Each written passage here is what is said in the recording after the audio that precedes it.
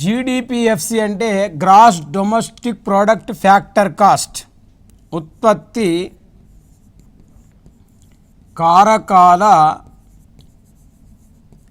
ఖరీదు దృష్ట్యా స్థూల దేశీయోత్పత్తి.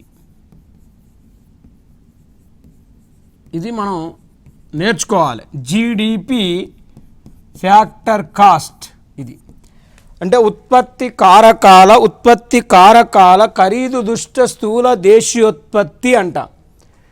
ఇది ఎట్లా వస్తుందంటే జిఎన్పిఎఫ్సి నుండి ఎన్ఎఫ్ఏఐ అబ్రాడ్ తీసేయాలి. ఇది అంటే జిఎన్పిఎఫ్సి నుంచి ఎన్ఎఫ్ఏ అబ్రాడ్ తీసేస్తే జీడిపిఎఫ్సి వస్తుంది. అంటే జనరల్గా ఉత్పత్తి కారకాల ఖరీదు దృష్ట్యా స్థూల దేశీయోత్పత్తి రావాలంటే మనం స్టడీ చేస్తే మనం అధ్యయనం చేస్తే ఇప్పుడు మనం జిఎన్పిఎఫ్సి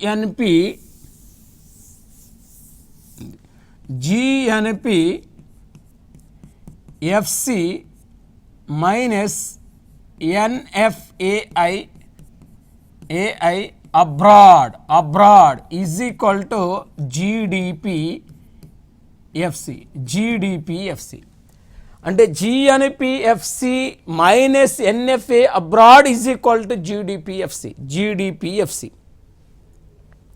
అంటే ఉత్పత్తి కారకాల ఖరీదు దృష్ట్యా స్థూల దేశీయోత్పత్తి రావాలంటే ఉత్పత్తి కారకాల ఖరీదు దృష్ట్యా స్థూల జాతీయోత్పత్తి నుండి నికర విదేశ కారక ఆదాయం తీసేస్తే జీడిపిఎఫ్సి వస్తుంది.